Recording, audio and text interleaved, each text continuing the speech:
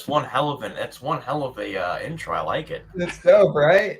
Yeah, that's one hell of an intro. I like it. All you guys have so much better. All of you guys have so much better intros than me. My intro sucks. My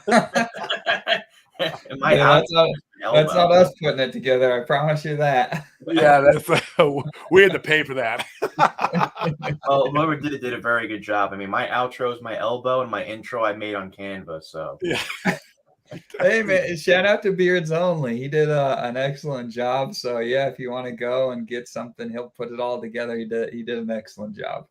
that's awesome. I'm glad to hear. I'm glad to hear the community's helping you guys out and helps everyone. I know that Trevor Sarver helped me basically with basically everything: the camera, the microphone, the backdrop, the logos, pretty much everything. So, Trevor seems like a cool guy. I've seen yeah, him. he's a We've seen him great all fella. over Twitter.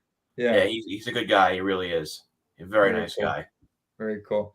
Well, this is going to be wild today, you guys. We got some incredible Pulsechain updates. It's the Money Talk Show at Dane, where we talk about topics relating to money, specifically crypto and real estate here. We're doing our best to be the bridge between real estate investors, entrepreneurs, and the crypto community, because we feel like crypto is the biggest opportunity over the next few years. It's not even close. So welcome. You're in the right place. We're pumped to have you guys on this morning. It's going to be wild. With that, Corey Geary, go ahead and take it away and intro our guest here. Man, wait, another Corey? Oh my God, here we go. Guys, this is Crypto Millionaires with Corey Geary, and I'm just truly blessed to have all you guys on this journey with me, where we're going to be using cryptocurrency as a wealth creation tool, and then using real estate as a wealth preservation tool. And like you said, Dane, we are in the right place in the right time with this bloody bear market and the Bitcoin halving upon us and Pulsechain upon us. And man, some of the stuff that I love talking about, or even absorbing in content, is the ideology of non-maxing, the ideology of having interoperability with Pulsechain and expanding our ecosystem outside of just the maximalism that kind of consumes the Hex ecosystem as a whole. And not just Hex, it's in every big cryptocurrency like Bitcoin, and even Shiba Inu had its own little cult going on in the beginning of it. And so I think you need to have that kind of cult mentality, especially in the beginning of any crypto, to really get it going and off the ground. It's like what you said, Dane, early Apple days also have that type of mentality. Mm-hmm. But man, Corey, we appreciate your content, because what you're talking about every single day is that interoperability with Pulsechain and how to grow the ecosystem and really make it flourish. And actually, I learned that word from you, so I love to keep saying it. Interoperability. Great word in this space. Yeah, man. So thank you so much for joining us today, bro. Why don't you tell the audience, a little bit about you? Tell about your journey into crypto, why crypto, maybe a time or two you got wrecked, and then some success stories in finding Richard Hart. So first and foremost, I was going to say, you guys sure you want me on after Maxi talk? Because I usually get a bunch of shit on Twitter because I can't stomach maximalism, even though. Well, that's why we love you. It does have somewhat of its place because it keeps up old principles of that community, but yeah, it is needed for healthy growth, especially in the beginning. Yeah. In the beginning, yes, absolutely. But when the community becomes large enough, I don't think it's necessarily. It doesn't have to be so absolutist. But so another just comment before I start is that, like, Pulsechain was created for, making hex stakes cheaper, to end them. And that's a great tool for hexagons, but that's not really a very enticing prospect for new individuals to come on who don't own hex to begin with. So the good thing is that when you have new projects coming on Pulsechain, it's more enticing because there's new value being created on it. But before we go into that, I got into cryptocurrency in 2017, in May of 2017. Was it May? Yeah, it was May of 2017. I was in college, didn't really know what I was going for. I was going to school to be a social studies teacher, and I didn't really know what was going on. I was working at a pet store, making $9 an hour, but I was always good with saving my money. I was always very, very good.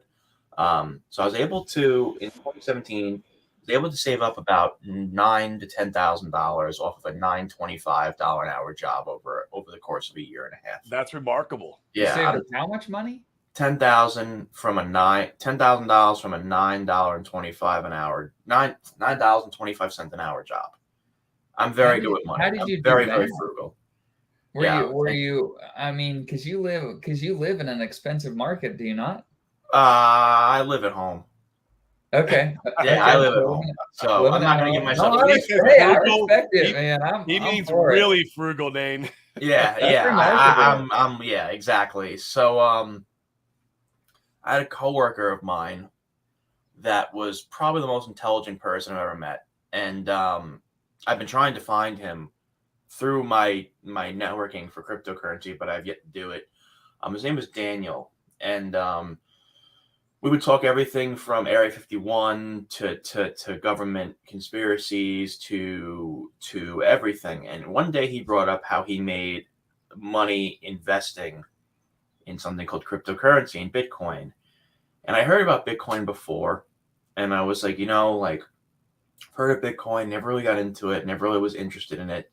How'd it work for you? He's like, I made 50 grand off of Bitcoin, and I didn't really do anything to do it, just hold. I'm like, that's amazing. I'm like, I never knew that. You're taught in America through the educational system that the only way to make money is through your time, and it's not made through wealth acquisition is not made from just investing in something and waiting for it to work. So we kept talking. And I found out back in 2017 he was a Golem whale, which Golem was basically a cloud computing cryptocurrency, and he made a lot of money on it. And but he moved to Midtown, and he unfortunately wasted a lot of that money on an apartment because his studio apartment in Midtown cost him like $6,000 a month. Right. So he, unfortunately, based on the story he told me, about 2 months later, he got fired from that store because he was paying for veterans' dog food when they came up to the front. And he took me under his wing from May of 2017 till about December of 2017. And I started hearing things about like him being prepared to move. And the last thing I heard from him was that he moved to Ohio in 2017 to build a house for his homeless cousins. I have never heard from him since. And for you don't know like his last name or any of that? I have his last name, but I can't find it. I can't find him no matter how hard I try. Interesting. Yeah. So I have you seen the so this is me wasting a lot of time on TikTok. There's this dude on TikTok, and what he'll do is he'll find a connection to you. Typically is how it works. Mm-hmm. So you post and he has this uncanny ability to connect people, and he'll find a connection to you. So he'll say, here's you on social media with a picture of this person who knows this person, who knows this person, who knows this person, who knows me. And he makes these connections. It'd be fascinating to get in there and message him and see what he could do for you and your buddy. Yeah.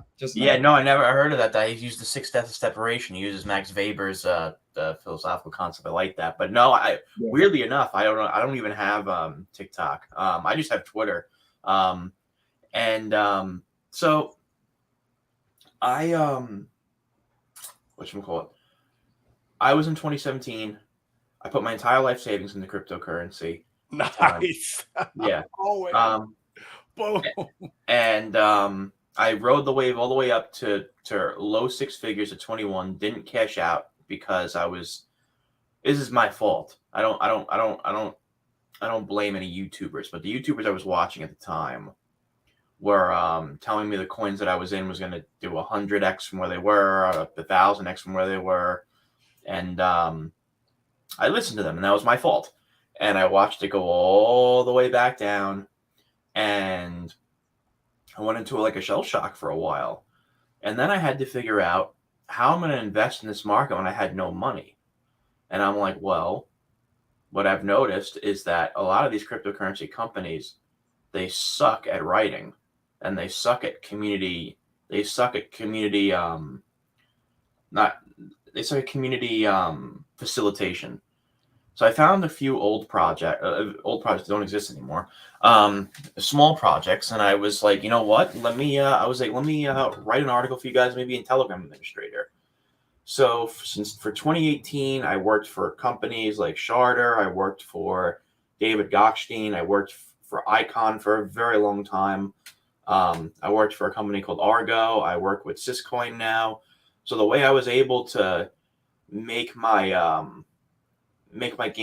gains back plus a decent amount in 2021 when I cashed out was because I started working in this space, and I was able to build back my my portfolio just by working in it without having to spend any of my money in real life. So that's how I got into cryptocurrency, and I got into Hex, and I was introduced to Hex actually from a postcard I got in the mail. the legendary postcard. Yeah, and when the hell was it? September of 2021. And I looked at it and I'm like, what is this? I was like, what is this crap? And I literally threw it out. And it's funny how this happened. So a week later, I went to a meditation course, and I was in a pizzeria, and this guy comes up to me who's in the course, and he's like, what do you do for a living? I'm like, I'm in cryptocurrency. And he was like, oh, wow, have you ever heard of Hex? I'm like, yeah, I've heard about it. I got a postcard in the mail, but I really don't know much about it. I know who Richard Hart is and stuff like that. And then, because this is the time I was cashed out and I was bored, and I got a message from a friend. Well, not a message. My friend tweeted on Twitter, and he was a trader that I knew. And he was like, you know, you guys should check out Pulsechain. This is a big deal. And I started looking at it. I was like, oh, this is, you know, a more energy efficient, more scalable version of Ethereum. And I went into the Telegrams and I saw 40,000 people. And I'm like, wow, the hype for this is real. So I started really focusing on Pulsechain. And at the time, I was a dying channel. I was doing mostly icon content. And over a year and a half, it took 600. It's amazing with the Hex community. It took a year and a half to get 600 subscribers. And I was interviewing very big names back in 2017. Blockchain Brad, Crypto Beatles, Ian Bellina, Peter Saddington, Joe Blackburn. These are all names that probably many people don't know now, but they were very big last cycle. Yeah. And I was only up to 600 subscribers. So I didn't make a video for like 3 months, and I went down to 500 subscribers. And the second I started doing Pulsechain content, in a month's time, my subscriber count went from 500 to like 900. And it took 2 years to get that with the previous community I was in. It took 2 years almost. And it took 3 months to double that in this community. Huh. So I was like, wow, this is a community that actually supports its content creators. This is a community that's very tight niche. And this is a community that actually, you know, values people who create information for it, and they actually support them. I'm like, I'm just going to stay here and, you know, do what I can for this community through outreach and through interviews and through community facilitation. That leads me to here where I really got to give a lot of homage to this community, because if it really wasn't for this community, and I say this with the utmost sincerity, it's not trying to be a kiss ass by any means. I say with the utmost sincerity, my laptop bought by the Hex community, camera bought by the Hex community, microphone bought by the Hex community, all my logos, Hex community, this Hex community, StreamYard Pro, Hex community. It's been a very long time since I bought something by myself. It's amazing. Pulsechain, I quasi-sacrificed. Unfortunately, the guy who sacrificed ended his own life. God rest his soul. And immediately there were people coming up to me in the Pulsechain community saying they would give me day one sack rates because of it. There's a whale who's offered me, I don't know who he is, but there's a whale who offered me $5,000 worth of Pulsechain for free. Like, there's no community that I've ever been in this space that has been so supportive, regardless of maximalism or not, been so supportive and so focused on the success of those who continuously strive to outreach and expand this community through their own abilities of streaming or whatever. So since then, I've been just making content. I really pay a lot of homage to this community because I would have never talked to BitBoy. I would have never talked to Charles Hoskinson. I would have never talked to Da Vinci or Crypto Wendy or gotten a job at Syscoin or any of the such that people, I don't even know who I've interviewed. Crypto Capital Venture. Yeah, you're busy. I see so many people. I don't even know. I don't even remember half the time. So I pay a lot of homage to that in cryptocurrency and having Miss Teen Crypto. Like I pay a lot of homage of having somewhat of a name in this space to this community, and that's why I would never leave it. You know, it's just one, it's a respect thing. Two, I hold Hex, and three, I hold PulseX and quasi hold Pulsechain. So, you know, it's Do you still have the keys to the SAC? You can get it. You have access to all that and all that good stuff. For what, PulseX or the Pulsechain? For your Pulsechain with your friend passing. Well, I'm technically in touch with his best friend who is well acquainted with cryptocurrency. He was actually in this community, the guy who unfortunately took his own life. He lived like 3,000 miles from me. But I'm in contact with him. I trust him. Every time I text him, he immediately texts back. So I trust him. And yeah, but besides that, he's I'm very optimistic that even if that doesn't happen, that there is somebody in this community that's willing to match that. And also I have a whale who supposedly watches me all the time that doesn't want to reveal himself because I don't even know who he is. That offered me some Pulsechain. So regardless if that happens, I have backups, and even if that doesn't happen, I still have PulseX. So that's you can buy it. That's a good perspective. There's gonna be a dip. Yeah, exactly. People don't understand that this is not going to be a straight up thing. Like once it releases, it's going to be very every cryptocurrency has its dip after the hype. Like it returns to the mean. So yeah, I'm going to be looking out to that, and I'll see what happens. Right now I'm just I've waited this long, so right now to me, Pulsechain as a coin that I hold is kind of out of sight, out of mind.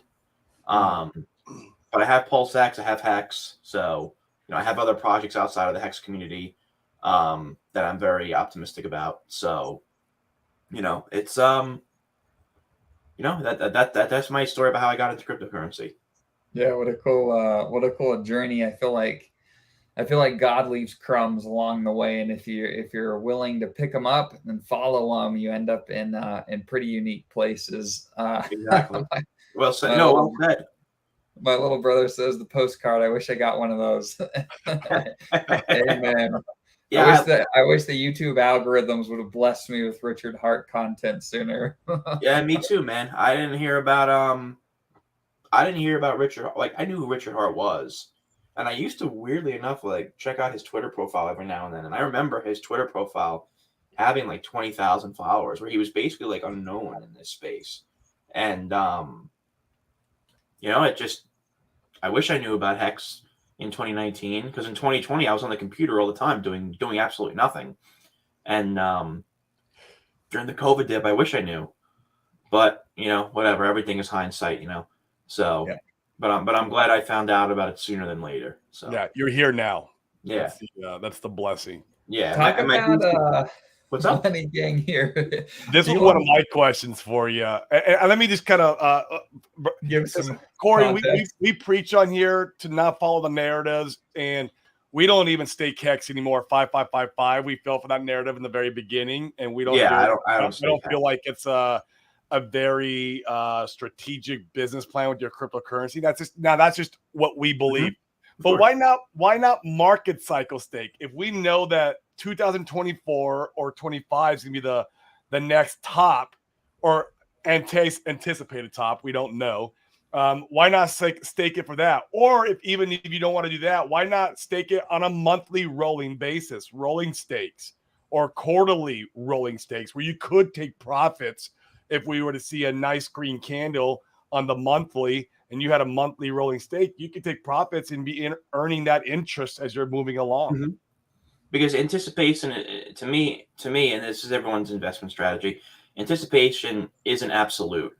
And I've learned over this last bear market that a lot of people who said they were millionaires were not millionaires, and they were paper millionaires. Sure. And I don't care what anybody says, a paper millionaire is not a millionaire, no matter what you say. It's funny because the Wolf of Wall Street, I was talking about this, I think, with someone yesterday. On the Wolf of Wall Street, basically, like, Matthew McConaughey says he thinks he's getting shit rich, which he is on paper. Like, he's getting rich on paper. That's not rich to me.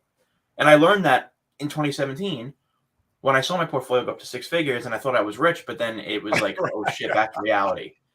My point being is that I've had bad experiences with staking coins in the past. So, for example, I was in a cryptocurrency called Icon, and it took 14 days to unstake.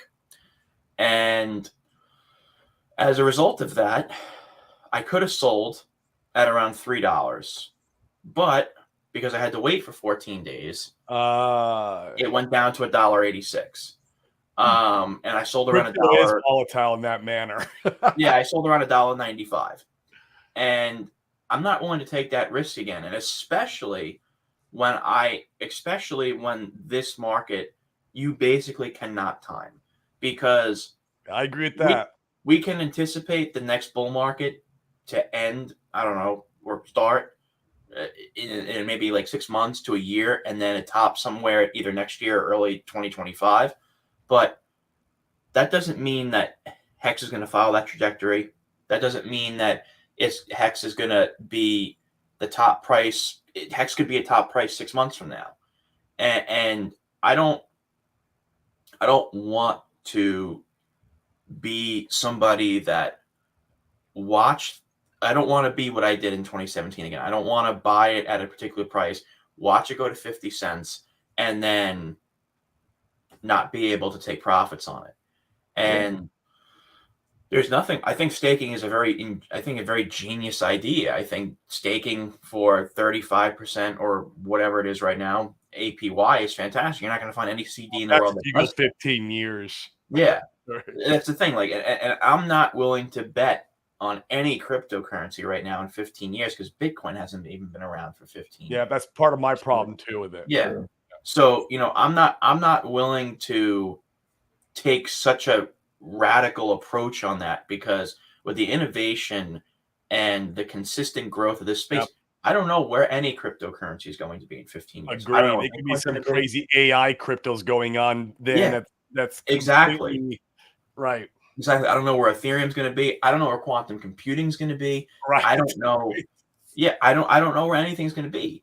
So, God and God bless the ones who are willing to do that, and that's fine. Like, if they want to do 15 years and they end up being billionaires, good for them. Sucks for me. I'm an idiot.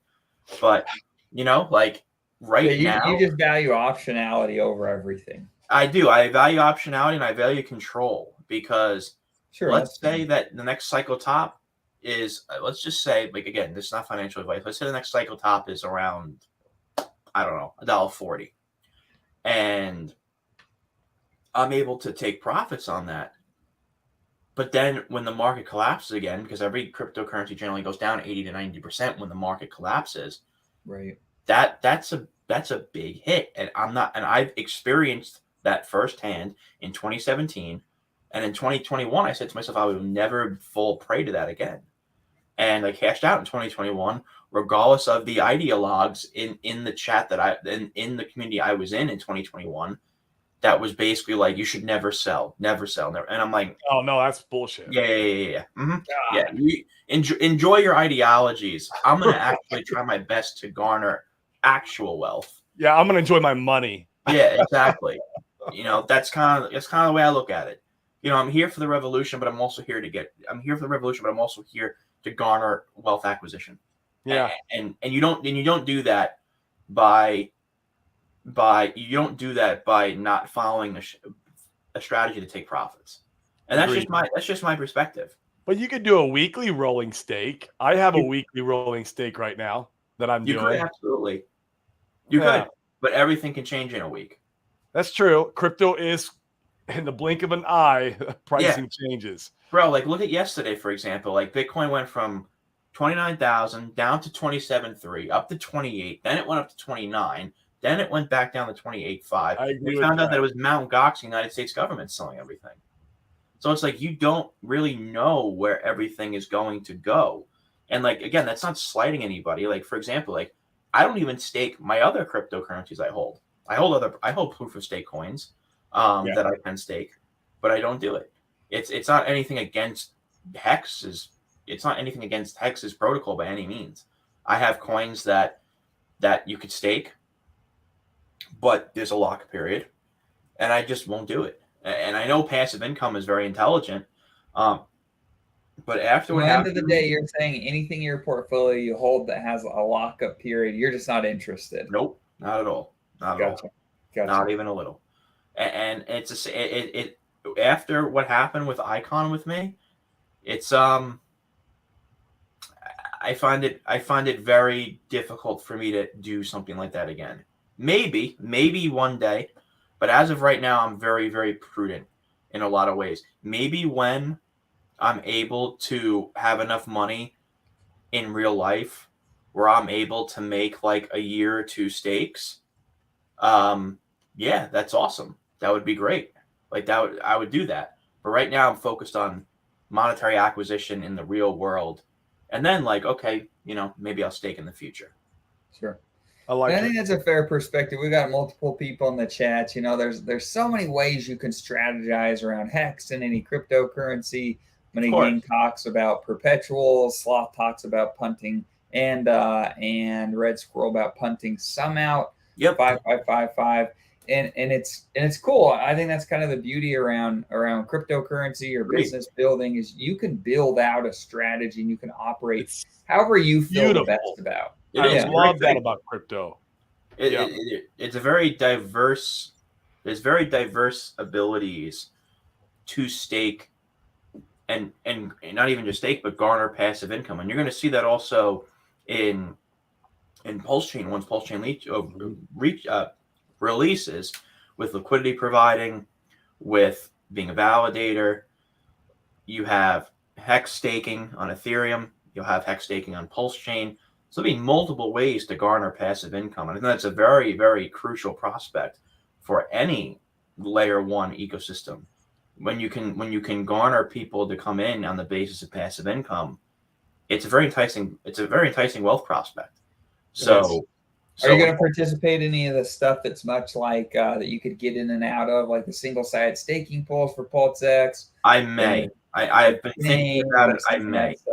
But I know it sounds silly, but I'm probably going to wait till the volatility dies down over the first couple of weeks before I even think about doing anything. Sure. Because in that time period, there's probably, because I think I said this in my last stream, that scammers take advantage during two parts I've noticed in the market, during euphoria and depression. Because that's when investors' mind states are clouded the most. Euphoria, you don't know what the hell you're doing because you're so stuck in megalomania, and depression, you're so stuck in trying to recoup the losses that you made. So for me personally, there's probably going to be not a lot, but there's probably going to be some nefarious activity that's occurring. Sure of it. And I'm not going to take that risk. I think it was Jake Sharp who said this, and I really like this tweet. What he said, I really, really do. He's like, unless you're an expert in something, don't be the first one to do it. And I think that's very valuable. Like, for example, like when V4 released, we didn't have information from Richard Hart till about 12 hours later. But I trusted the experts who were coming out with the information, like KDP, like Hodl Dog, so I made videos on it. And I trusted it, and I checked it myself. Gamma made tweets about it. But like, I understand, like when I posted that video, people were like, wait for Richard Hart in the comments, and I'm like, yeah, I understand that. I do, I really do. So for me personally, I'm gonna wait for other people to do it and see what happens, and I'll wait for the volatility to die down I'm sure it'll probably die down within the first 2-3 weeks after everyone gets their Pulsechain release ecstasy out. that we've been waiting for 2 years. So Right. I'm trying to keep a level head in this space when it's very difficult to do so. You do a great job at it, Corey. Thank you. I try. It ain't easy though. I'll tell you that much. That's the truth. That's the truth. So, and there's some. So the talk today is around interoperability. Don't you love that word? I learned it from Corey, bro. It's a great word because it's a mouthful. Yeah. Sure. And I think it's fascinating to look at, and a lot of the Maxiism, so many people for a good year and a half, 2 years, Hex was the way and the only way, the truth and the life, and Richard was God. And as soon as Richard announces a Pulsechain, it's interesting because it changes the framing. Sure does. The only way to have a layer 1 blockchain grow is to be able to have open arms and invite everybody in. And unfortunately, there's going to be a lot of garbage, but also a lot of cool things as well. We see it in the comments. Alex from Hedron and Icosa is talking about forking Rocket Pool, which is really cool, and using Icosa as the insurance token over there, which would be huge. That's a huge deal. Oh my god! Because I hold a lot of Icosa. Yes, that's awesome. Yes. Yeah. So talk about, Corey, you've been around the game for a while. You've been in and out of lots of things. You've seen lots of things. You kind of already talked about it a little bit, but what do you feel like? What's the scale of what you're seeing being built on Pulsechain compared to other communities? Does it have you bullish? Does it have you less bullish? I mean, what are your thoughts in that respect? Sure. So I think isolated blockchains are going to get left behind in the future. I think cross-chain interoperability is going to be a very, very important narrative going forward. And I used to equate it when I used to talk about Icon with cultural communication. You really don't have the tech. You really don't have the ability to expand your knowledge base through cultural diffusion if your culture doesn't necessarily communicate with other cultures. Yeah. And it's the same thing with blockchain, where if you have an isolated quote unquote tribe per se, it's very difficult for it to be able to compete with other layer 1s that are not associated with other communities, albeit maybe it's successful, but regarding expansion, it's very difficult. So for example, like Cosmos, extremely thriving ecosystem because it's interoperable, and it has multiple different subset communities in it. Same thing with Polkadot, albeit to my knowledge, I believe I held Polkadot for quite some time, but albeit Polkadot as well, being a layer 0 protocol. But the thing is, Polkadot, to my knowledge, I may be wrong on this, is not used in fees. And one of the big propositions for cryptocurrencies that are main layer 1 or layer 0 coins is that they're used for fees, which is where, the more adoption leads to generally the more value proposition of it because the fees of the network. Yep. So with Pulsechain, when I first started hearing that Richard Hart was very resistant to project being launched on Pulsechain, I was like, what? I was like, I don't understand this. I was like, I understand why you created it for hex stakes to be cheaper. But if you're looking to create a massively adopted blockchain, you're going to have to be able to compete with other very, very well-established layer 1s already. You're going to have to do that. Like, this is a market of natural selection. This is a market of hype, community, and I think utility even comes after that, not before. And you're right. and natural and expansion. And the way you expand is you build products on the chain. You build products that will entice other people from other chains to come over. So, for example, I'm a big fan of Liquid Loans' DeFi products. And just because I say I'm a great fan of these doesn't mean I've sacrificed, because I've sacrificed for none of them.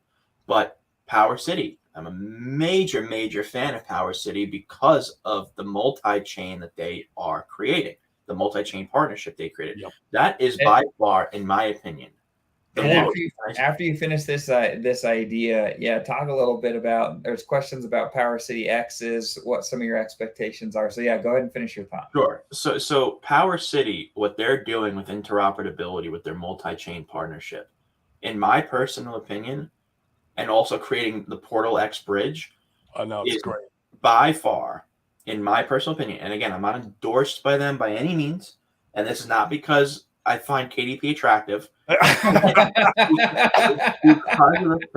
It's because of the fact that Power City is creating interoperability for Pulsechain, and it's literally on its own facilitating cross-chain community inclusion, and that is exactly what you need to create an expansive ecosystem. Now, I'm sorry. Well said. I said that's well said. Yeah, because that's why I'm a very big fan of Power City in that respect. Did I sacrifice for it? No, but I will say that I'm a very big fan of what they're doing. And from what I've seen, at least from an anecdotal perspective, I've never seen a blockchain launch with over 150 projects ready to deploy on that chain nearly instantly, which is a big proposition for a blockchain when you have DeFi products, interoperable products, GameFi products, reflection tokens even launching on Pulsechain, and meme coins launching on Pulsechain. These are all things, albeit many of them probably fail. Many projects that launch on Pulsechain, just like every other chain, it's not exclusive to Pulsechain. You see this in BSC, you see this in Phantom, you see this in Ethereum, you see this in AVAX, you see this in Cosmos, Polkadot, whatever. A lot of projects fail, but the ones that succeed, they have the potential to actually create something special for this chain. And that's why I'm a big fan of Liquid Loans, Power City, Internet Money, Fiat's another one, Hedron, Icosa, the Maximus Perpetuals.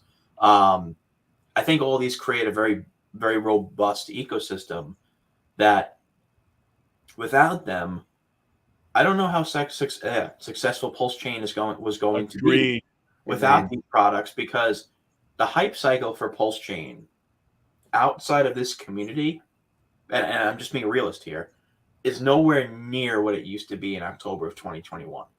Like, nowhere near. It's not. And that's just reality. It really is.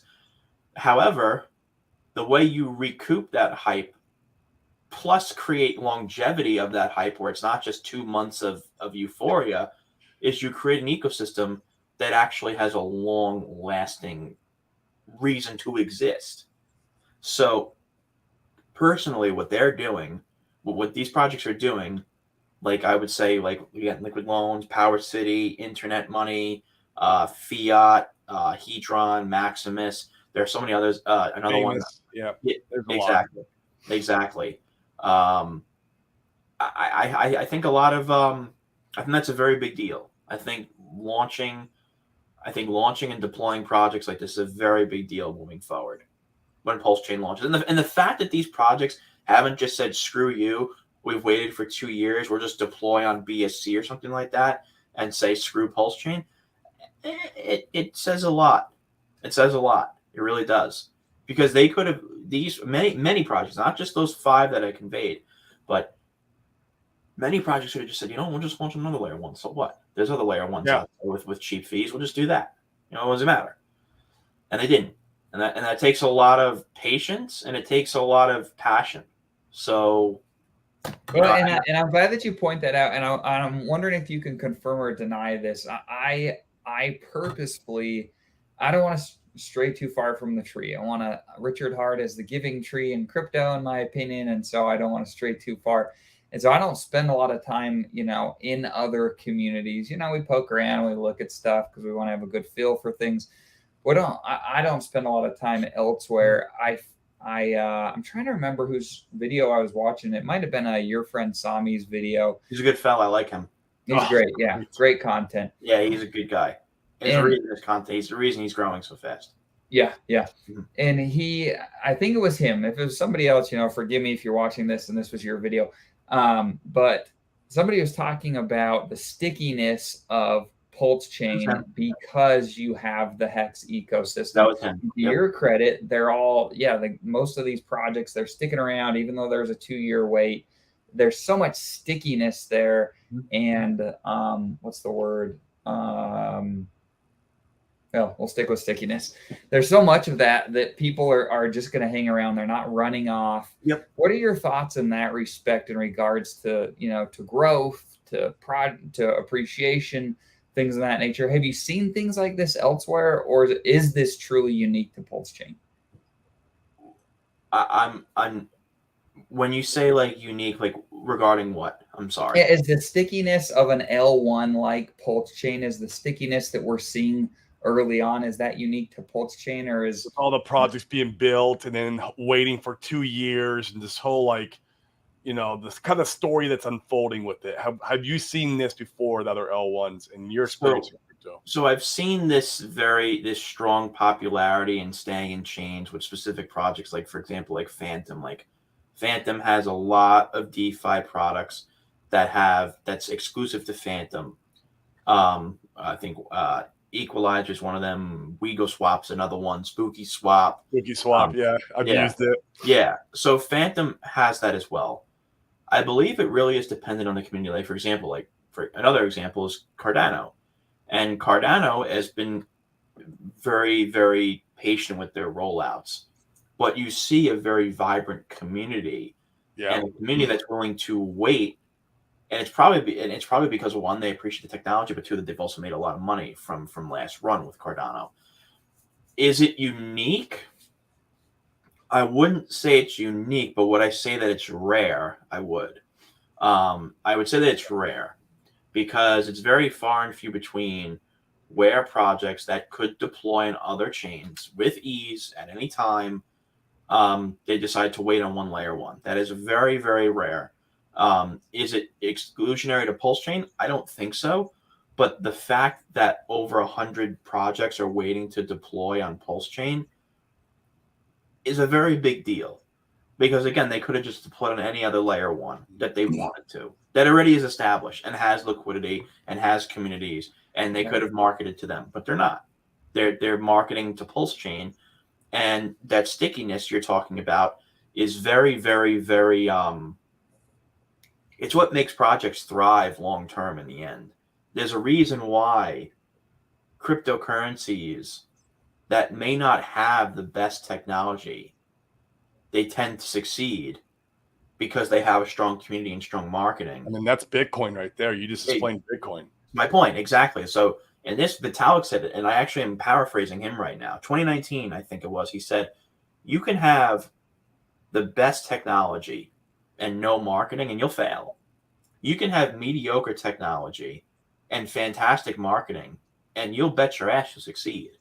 Because this market is so niche that marketing plays a vital role, and the best marketing is outreach and green candles. Hands down. Seriously, like that's it. And with Pulsechain, with the projects that are launching on it, and the ones that hopefully will succeed, it'll bring eyes from other chains to Pulsechain, and especially with this community, because it is basically the largest. I don't want to call it what it really is, so I'm just going to call it a sacrifice. It is the largest sacrifice. It's the largest crowdfund in cryptocurrency history next to EOS, and that's a major deal. That you have 1.6 or whatever it was, right above $1 billion sacrifice for PulseX and Pulsechain. That's a massive deal. That's a big damn deal. And that shows that there are a lot of people watching. And I know influencers that are aware of Pulsechain. I know very well that there are many people out there that are aware of Pulsechain, they're aware of Hex, and they're aware of PulseX. And but there are a lot of people right now that are very prudent in talking about it because it's been 2 years and it's difficult to talk about something for 2 years. and it's not released yet. But I can guarantee you, once Pulsechain does release, you're going to start seeing a lot of people talk about it again. I think a lot of people not only lost interest, but they lost the outside this community. Not now, not in this community, but outside the community. They lost sight of it because the attention span of people in cryptocurrency is very small. Because oh boy, it is. You find one thing, you forget about it in 2 weeks, then you find something else that makes you gains, and you hop on the next train, you hop on the next train, you hop on the next train. That's why stickiness, chasing green candles, we see it all the time. Exactly. Like stickiness is very important. Like, for example, right now, like it's meme coins again, which makes me believe that we're at a local top, and we got to 30,000, and that was a local top, and we haven't hit it in a couple days. Like you're seeing it with the fuck are these meme coins called? Wojak, Pepe. Yeah. Pepe did a 2000x or something stupid. Yeah, it did a 20x in like 3 days. And you think about this, and I'm like, well,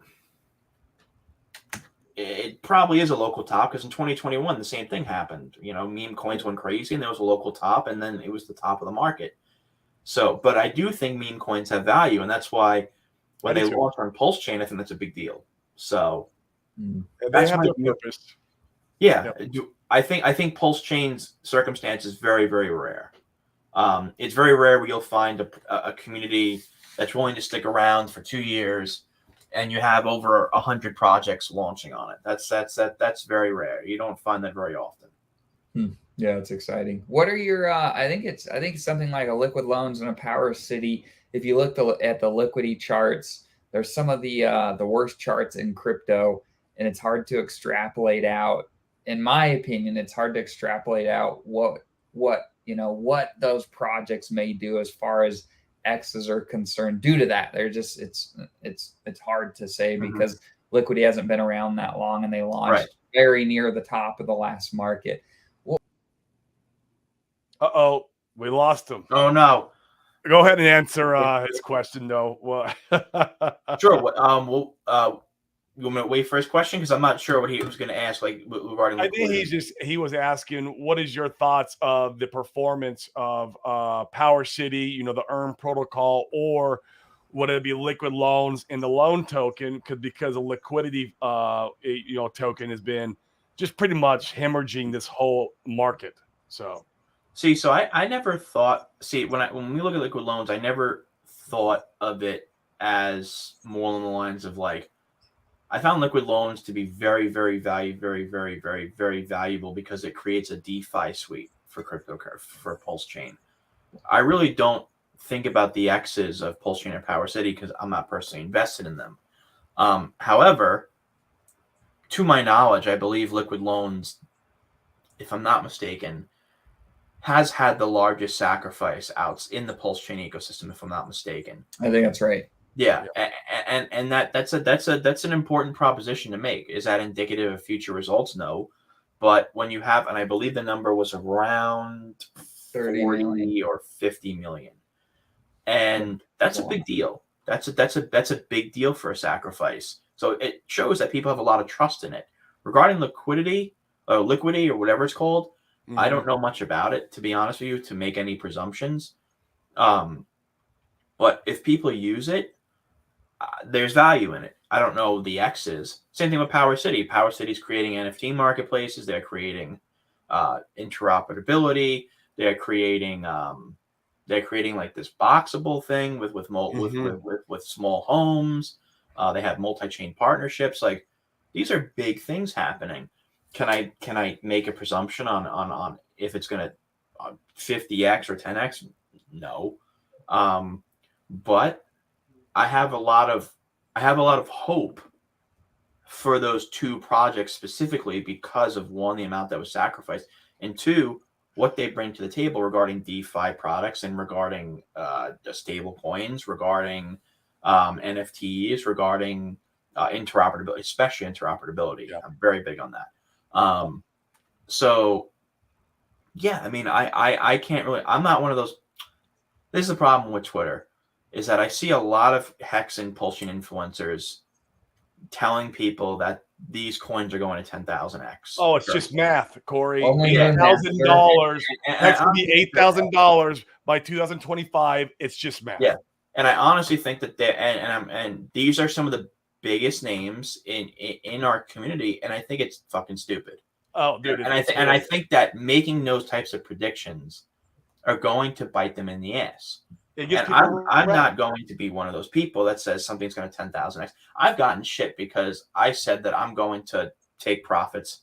Of course. Well before that, like you just because Hex did a 10,000x from the bottom, not from its launch price, from the bottom. Everyone should be clear of that. Does not mean that something else is going to do that. Doesn't mean it's not going to do it. It doesn't mean it's going to do it at the same time. So for me personally, am I an idiot for not waiting for 10,000x? I don't know. Time will tell. But I'm not waiting that long. I'm not waiting that long to take profits. Absolutely fucking not. Excuse me. I think we definitely can't put a measuring stick on a protocol that launched at the top of the last bull cycle, though. You can't. There's just no. Yeah. It was doomed for failure. Yeah. As far as price chart. And the fact that it's still around and existing and doing what it's promised and said it was going to do, it speaks volumes and tells me probably in the next bull cycle we'll probably see number go up on that price chart. I again, not financial advice, but I agree. That's why I hold Hex. That's why I hold Pulsechain. I hold Pulsex. I'm not here for. I didn't sacrifice for it. For a I'll be ambiguous on purpose. We get it. Yeah. We're with you. So, with Pulsechain and PulseX, I think that there are a lot of Twitter profiles that do this very well. And they've garnered, and they've garnered a lot of perspective on this.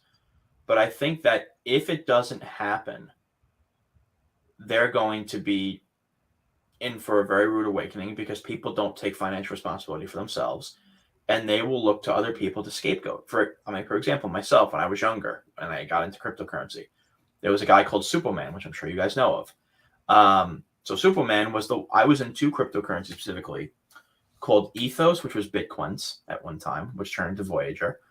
And I was in Substratum. And Superman constantly said that Ethos was going to go to $500. If I can joke. Substratum, the CEO would say that it was going to go to $30. Ethos's high was $10, and Substratum's was around $3.15. Substratum is now a dead coin, and Voyager declared bankruptcy. Now, the majority of people would blame Superman for that, and I did for a while. But I take financial responsibility and say, well, I should have listened to the notion of actually selling and not being a moron. And not following YouTubers or people on Twitter's advice financially.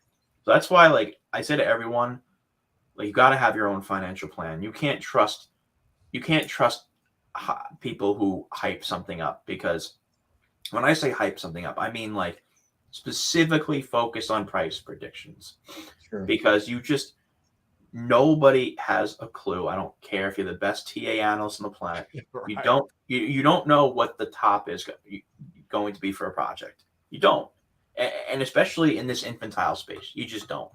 And I'm not willing to take the risk of waiting for a 10,000x. And am I an idiot for that? Only time will tell. But I hope the theme of this stream is I take things I'm a realist, borderline conservative when it comes to profit taking. Sure. Well, so here's a question for you. With your profit taking, are you focused on price targets or time frames or both? How are you framing that for yourself? Good question. Price targets and market sentiment. I've had this conversation with my friend many times. Let's say I use Cardano for a perfect example. Let's say, because I'm a big fan of Cardano. Let's say next run, let's say Bitcoin's $100,000, and then the market starts flowing into large caps, and Cardano is only $253. Let's just say. I'm not going to wait till all the guys on Twitter and all the guys on YouTube tell me that it's going to go to $15, and then it never does, and then I have to wait till the next run, which is like, I don't know, probably 2028, 2027, and I'm not going to wait for that. So I gauge personally, because I don't know anything about TA. I suck at TA. I gauge market sentiment, and I gauge market sentiment, and I create price targets in accordance to that are very conservative in a lot of ways. I would rather get a 25x than hope to God that I get 100x. I like that. So, and could I be an idiot for doing that? Absolutely, because there are people who sold Bitcoin at $1. I mean, bought Bitcoin at $1 and sold it $100. Are they idiots though? I don't know. That's up to interpretation. I think that it's all hindsight. If someone bought Bitcoin at $1 and then sold it for 100x, I don't know. I mean, could they be billionaires upon billionaires today if they didn't do that and they held? Yeah, but no one is a soothsayer. No one can predict the future. So for me, I would rather have a sure profit strategy in a world right now with its skyrocketing inflation, with the purchasing power of the dollar consistently going down, and with my generation, very difficult to garner any wealth acquisition, than to be sold on a promise of a particular price target that I don't know if it's going to happen. Right. So well said, bro. So I'll be a little bit of so I completely agree with everything you said. We're with you there. I'll be. People hate me. No. I think it's really rational, your approach in most respects, and I respect it. Corey and I are pretty similar in a lot of respects in how we manage our own portfolios. I think that we need those type of people in the community though, and here's why. The engagement on those moon math posts is you will not get better engagement unless you're some girl showing off your top half of your body. Like, you know what I mean? The engagement on those posts is insane. I think that's one of the reasons it gets people in. It's great for marketing. It's not great for the people that don't know any better. Agreed. And it's interesting to be able to see. But we're with you. I don't want to be the guy and hang my hat on that. And my followers say, but Dane, you said a 10,000x and here we are. And so that's if we were doing stupid moon math to $8,000 hex, we might have 500 viewers in here right now. That's my point. Exactly. Like, but that's my point. Like, you make a very good point. You make a very good point that those people are necessary. Yeah. Because you're absolutely right. Moon math gets the most engagement. There is no question about it. There is no question that people garner the most value because it adheres to people's emotional cognitive euphoria. But first of all, we don't have any regulatory clarity surrounding the SEC.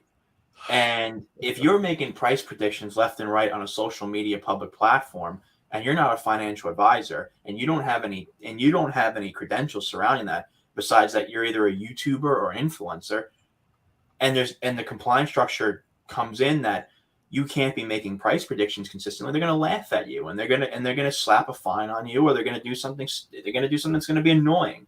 And I don't want to be that type of person. You don't want to hang your hat on that. No, hell no. I'll let other people, trust me, I'm cool with getting 60 to 100 likes on my posts. If someone else wants to say that Pulsechain or PulseX is going to 10,000x in a year or two, go ahead. Get your 700, 800 likes. Go ahead. But if that doesn't happen, you know that the people are going to come after you, not themselves. Because people tend to scapegoat other people. It happens all throughout history. It's all that people do. Millions of deaths happened from scapegoating 80 years ago.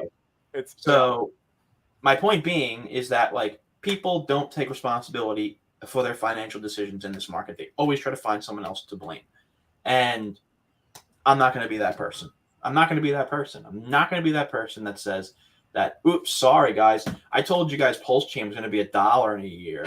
And it hit 1 cent this run. Sorry. Fuck you guys. Yeah, you take profit. I'm not doing that. No.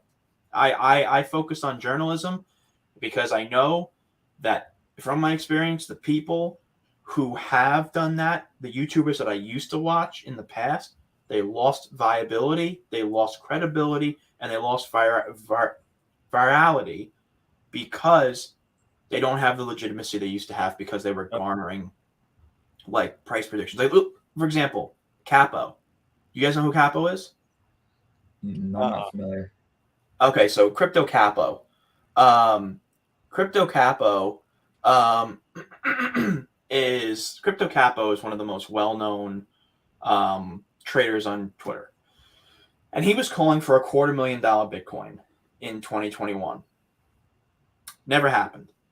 And then he called for yeah, real close. He called for a 10K Bitcoin. And he still has yet to change his tune that we may not be in the bear market we used to be in. And if you look at the majority of his posts, and he's actually stepped back because the backlash against him has been so bad because of the fact that he was making ridiculous price predictions in the bull market, and now he's making ridiculous price predictions in the bear market. And that's the price you pay for making unrealistic expectations for people. Because people, one, they didn't sell because of themselves, but they took your advice, so they're going to blame it on you. Yeah. They're going to sell. They didn't sell at the top of Bitcoin when it hit 69K because they thought it was going to go 3x more, and they didn't buy at 16K because they thought it was going to go to 8 to 10K because of you. Wrecked on both sides. I'm not going to be that person. It's not going to happen. So what do you think? So what would you say, to some of the newer people, or even those, frankly, that are a little more advanced, that are how should they frame, or what should they be thinking about Pulsechain? What are more like reasonable price targets that people, once again, nothing here is financial advice, but I think it's good to take a general approach and say, what are you looking at? I look at price prediction. I look at price targets on the basis of a few things. I look at market sentiment. I look at the value of the chain, and I look at outreach. And right now, it's very, very, very, very, very difficult to even make those types of presumptions. I will say PulseX, I am very enticed by the buy and burn. And if you guys check, even with the testnet, I forgot what the handle was on Twitter. It is Pulsex. It's a Pulsex Twitter handle that shows you how much has been bought and burned since the testnet happened, and it's a pretty substantial amount, and it's a very interesting amount, and that's a very enticing prospect when you have that deflationary mechanism. When you have a buy attached to the deflationary mechanism. Exactly. The buy is what pushes the green candle. That's why I think PulseX's tokenomics is, and this is not, most people say, oh, you're biased on your sacrifice. I'm not. I still think not financial advice. I still think Pulsechain will perform much better than PulseX because generally, not always, but generally the layer one the layer one coin, generally performs better than the coins that are launched thereof on that particular chain. Like if you look at Ethereum and BSC as opposed to PancakeSwap and Uniswap, well, Ethereum and BSC did a lot better with X's compared to Uniswap and PancakeSwap. I kind of think the same dynamic would happen with Pulsechain and PulseX. There is a running saying that I've noticed a lot of people saying that the people who advocate for one coin doing a better X than another is more than likely because of the fact that they sacrificed more for that coin than the other. And I agree with that sentiment. But like me, I quasi-sacrificed for Pulsechain. So there may be a chance that I only had PulseX, but I still believe that Pulsechain will perform much better in the long run, in my opinion, than PulseX. And you see that because, and I do think a lot of people sacrifice for PulseX because they missed Pulsechain. I really do. I think a lot of people did that because they wanted to get their hands on Pulsechain and they couldn't. So they thought that sacrifice from PulseX and then doing a ratio trade between PulseX and Pulsechain was the way to go. Yeah. It's yet to be seen how that's going to play out. As will be. I want to see it too. And I also don't believe in the narrative that eHex is going to dump on. Is going to be forgotten about. Do I believe a buy the rumor, sell the news event will happen? Probably. Like V3 did. V3 was a perfect example of that. What happened with Hex, 12 cents to 6. But I don't think if he stealth launches, there can't be a buy rumor, sell the news. Exactly. That's why I hope just to sell the news. Launch. That's why I hope it is a stealth launch. I hope there's not this hype train, because imagine like you guys, me, I don't know, Jim Rat Crypto, Hexologist, Crypto Coffee, all RH Max, Money Game Crypto, all these hex streamers doing 24-hour launch parties or 12-hour launch parties. But once those are done and the hype dies down, what do you think is going to happen? There's going to be the traders going to come in and they're going to sell the news. Whereas a stealth launch, however, it may still happen, but not in my opinion to the extent, smaller degree. Yeah, exactly. Yeah. So, and I don't believe a lot of people who thinks that eHex is going to fail, not fail, is going to be forgotten about in Pulsechain, because there's so many stakes on Ethereum for Hex that what is everyone going to EES and just put everything to Pulsechain and just say screw you to Ethereum? It doesn't make any sense to me. So there could stop being buy pressure on the Ethereum side because people are onboarding everyone on the Pulsechain side because it's just lower fees. Yeah, that definitely could happen, but I'm not in the narrative where I think Ethereum Hex is going to just be forgotten about. I don't think it's going to go the ETH POW Hex route. I'm going to own a bunch of both. So there you go. No, that's the point. So like, that's where the optimism derives from, is that like, let's just say eHex did not perform well and PHEX does. Well, it doesn't matter because I got both. You got those copies for free. Yeah. But when you see like the Ethereum, one of the Ethereum Genesis wallets buying into Hex more recently over the last few months. Yes. I mean, I don't think those guys, if that were to continue to occur, I don't think they don't care about the gas fee. They have ETH into oblivion. They could pay the gas all day long. They're probably going to end up if they do buy Hex, probably on Ethereum. Exactly. And somebody actually said Red Bull Green Bear actually makes a really good point. I was gonna bring up the incentive token, and a lot of people don't know the incentive token. Ink is gonna slay them all. Yeah.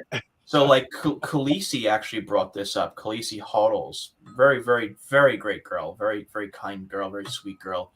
I thought for sure her account was fake when she first came onto the scene. Oh, a lot of people did, and I was one of the very, very few who actually believed that she was real. And as a result of that, I speak with her almost every day for a very long. Cool. Yeah, cool. She's a good woman, and she posted something a couple of yesterday. The total supply of the incentive token, for what I'm seeing, is 650,518 dots. I'm thinking I'm reading this right. 650,000. I think. I may be wrong, but what I'm seeing here, this is her. I'm gonna put this in the chat, the live chat. Or go ahead and share it if you want. We put it on the screen. Share the screen. Helpful. Oh, because I'm on my phone, so I put it in the live chat. If you guys want to share it, yeah. Because I can't. I'm not doing the elbow today because I'm not the elbow outro, but my computer's all over there. But I did post it in the in the chat. But she posted that, and the incentive token. But that type of supply, that's a big deal, and I don't know much about that, but it's very interesting that it is a dark horse. Yeah. So, that's what's up, Red Bull? You guys got a lot of people in here. Wow, there's a lot of people in here. Thank you, Brett. Show, man. They came to see you, and we appreciate you being here. Thank you. No, I really enjoy.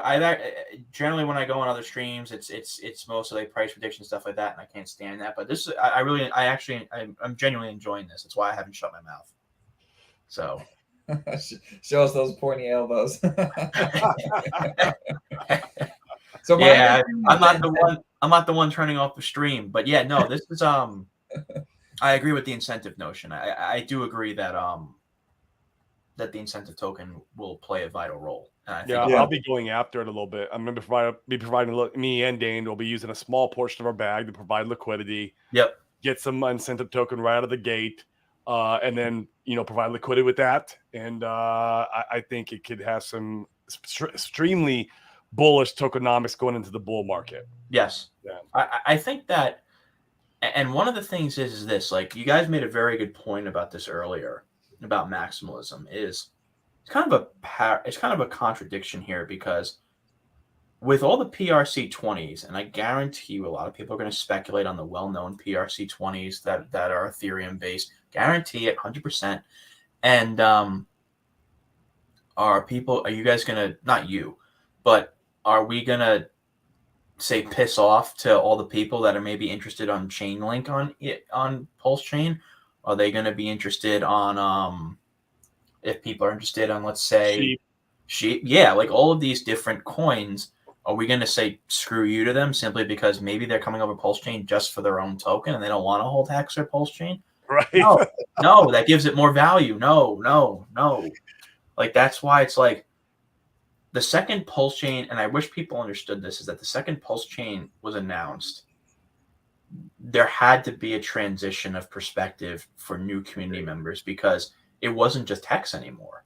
And once Pulsechain launches, it'll never be like that. It'll never be just Hex anymore. And that's okay, as long as, like you said, I think it was you, Corey, who said that maximalism is necessary to uphold the initial roots of the community. And I agree with that 100%. Like, I think maximalism does have a place in a community, because if you let everyone come in and just take away your ideology, well, you don't have a country anymore.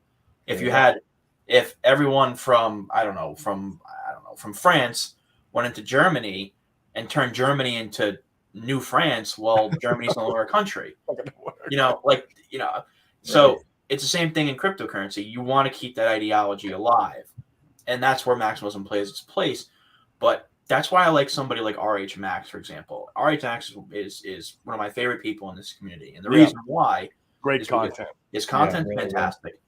He's a maximalist, but he's an open-minded maximalist that is open to speaking to people like me, who is well aware that's very well acquainted with other projects. And I respect that a lot, because that's the mentality we're going to need once Pulsechain launches. Do you guys feel like so? And I don't know if I've just like muted enough accounts that I don't see it anymore on Twitter, but I feel like there's a lot more openness compared to what we saw a year ago. There's a lot more openness, acceptance, and that has me really bullish. Yes, I do. Well, it's coming around. I'll tell you what also kind of facilitated that a little bit is in the bear market, and with waiting with Pulsechain, some people got bored and they did play with other shiny objects. For example, Zen. I mean, how many Hexakins are Zenians now? It's like, and Zen's building their own little cult over there. Like, I feel like Jack Levin's another cult leader.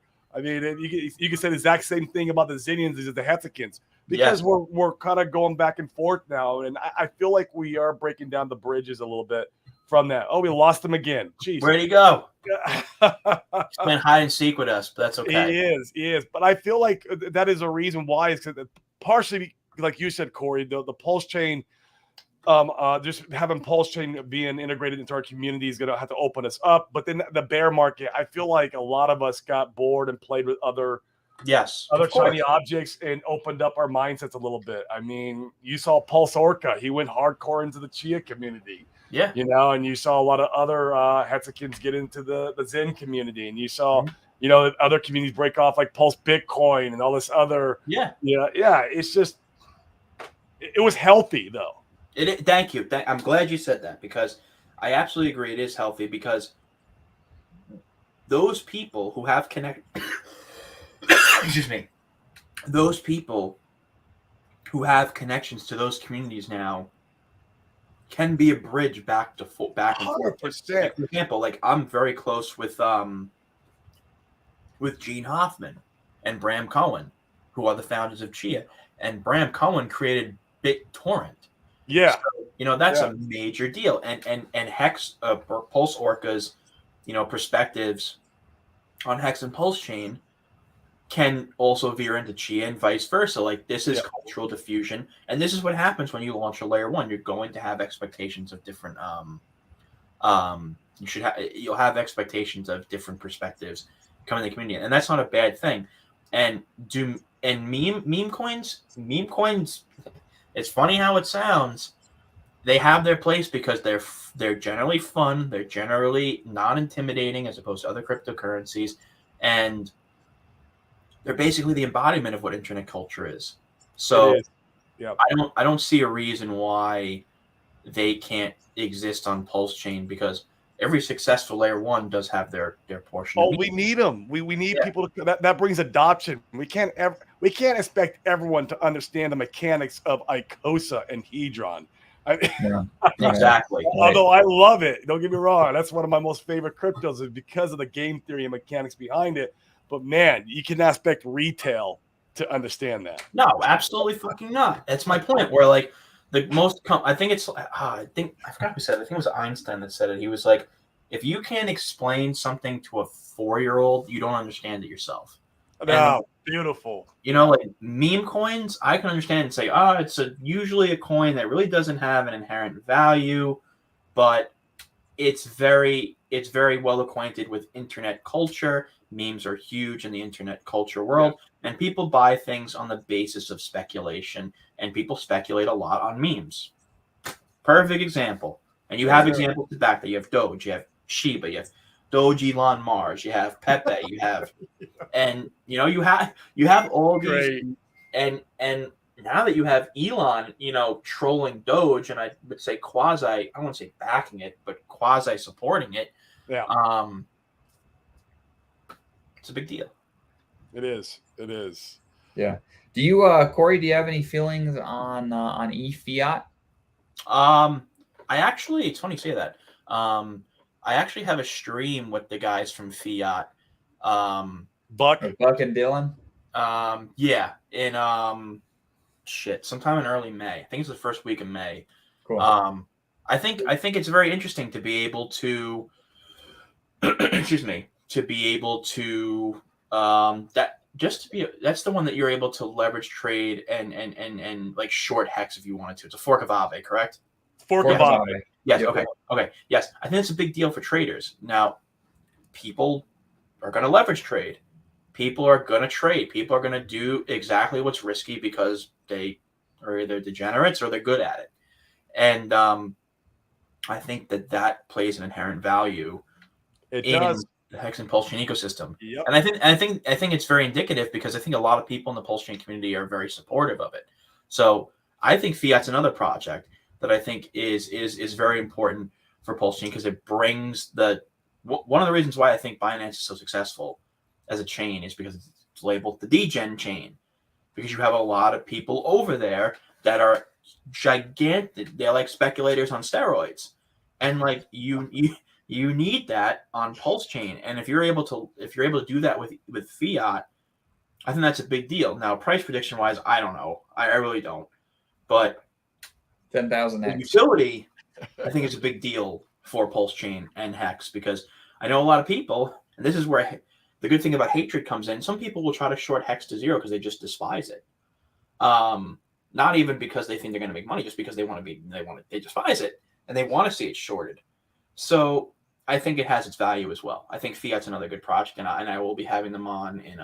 You're going to enjoy that interview. We've had them on our show. Yeah, they're One good. of the things that Bucks talks about, which is kind of what we're talking about, but he frames it in a different way, is like with Zen. We have all the Hexicans over there, and he says that Jack Levin vampired us, but then now we can vampire the vampire because now we're going to be over there on the X1 chain and minting Zen, and we can bring that economic energy over back to Pulsechain, which is what we were just talking about. And so he talks a lot about that, and it's just it's in a different it's very interesting. I think this competition between Zen and Hex is both a blessing and a curse.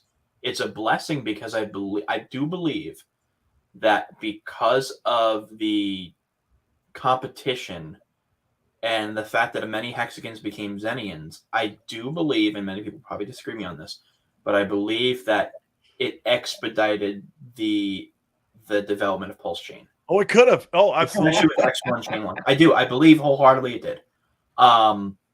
And what's also good about it is that now you have a competitor. you have this necessity of natural selection. You have this necessity to be perfect upon launch. So I think that this competition is necessary. I wish there wasn't so much hatred between community members. I don't think that's good. It's just, I hate that. Yeah, on Twitter, it's just so nasty. Yeah, it's horrible. I think you need it. I think it's part of the competition. You see the same thing in sports. You see it. You see that everywhere. It is. You're right. I can't be naive. I can't be naive. Like, people hate each other because someone's a Patriots fan and the other one's a Giants fan. Like, trust me, I completely understand that. They get in fist fights, right, Dane? They get literally fist fights. I was talking about this yesterday in our last stream. Yeah. Exactly. But yeah, I mean, like, that's what I have to say about Fiat and Hex and Zen. I think that the competition is necessary, and I think that the great thing about not being a maximalism is I do all of it. There you go. Now my core is Pulsechain, but man, I go out of my core. I mean, I like Phantom. So yeah, I'm a huge fan of Phantom. I like Phantom a few times. But and I do mint Zen. There you go, bro. You do what you, bro. Don't want any ideologues. I don't care what community it is. Doesn't matter if it's Ethereum. Doesn't matter if it's Phantom. Doesn't matter if it's Bitcoin. Doesn't matter if it's Hex. Don't matter if it's XRP.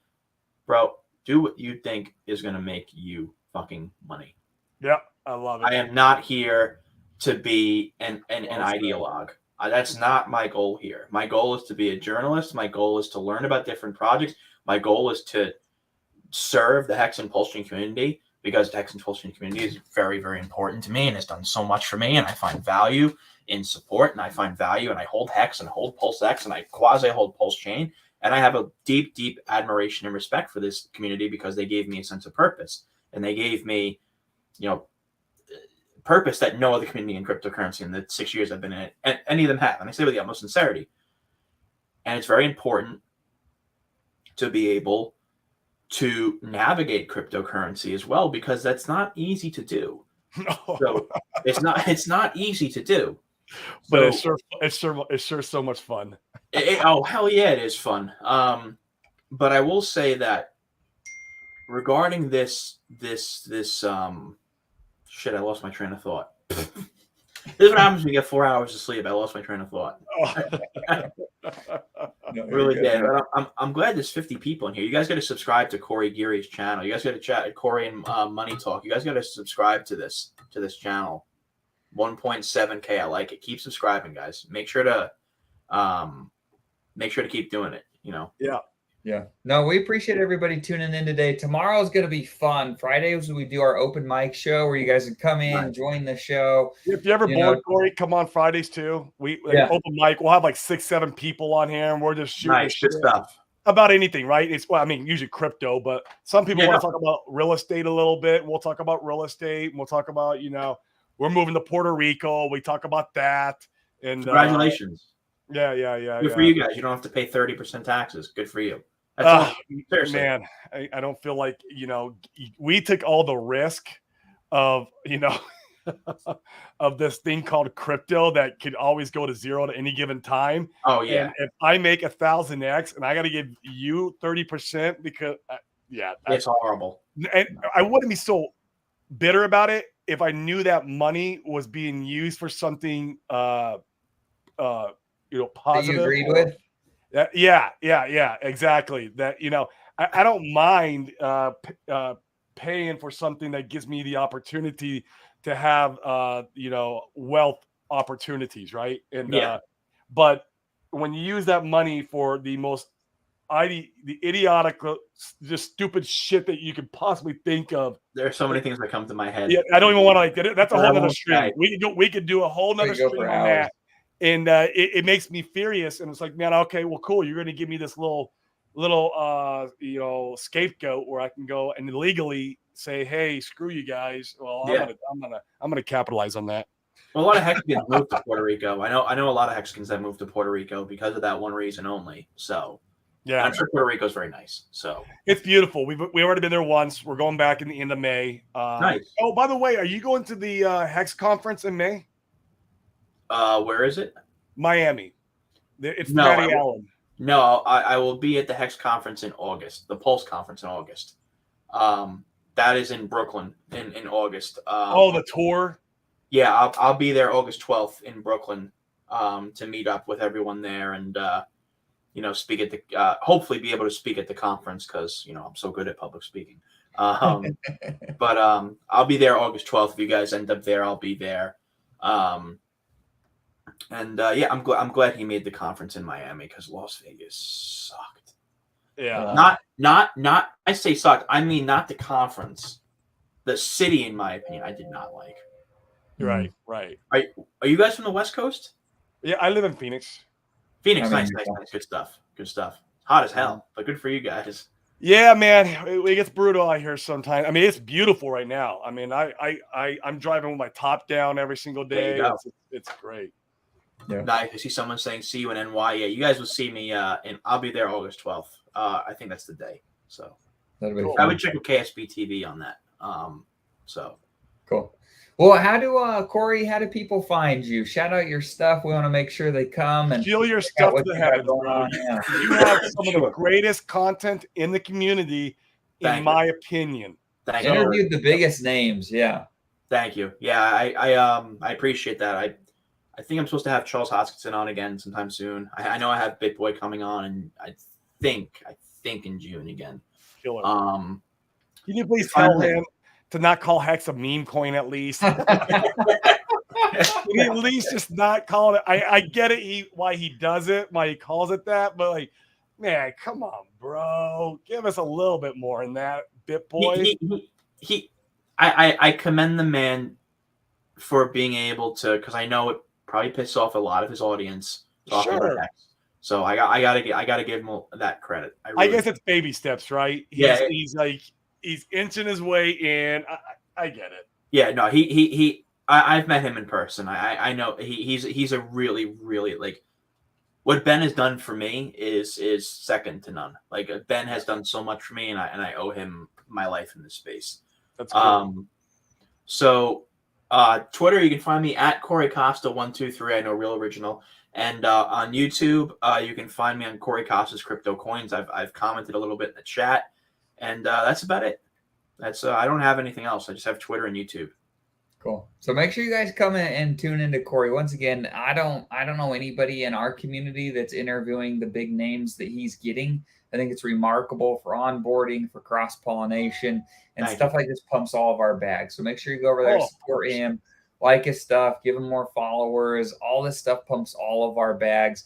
Building in the bear now is going to create potentially some pretty exponential gains and opportunities over the next couple of years. So we appreciate you guys. Tune in tomorrow. Come and check out the open mic show. Don't be skittish or scared. Red Squirrel, we're looking at you. Love to have you guys come to the show. So with that, we'll see you tomorrow. See you guys. Thanks, guys. Bye.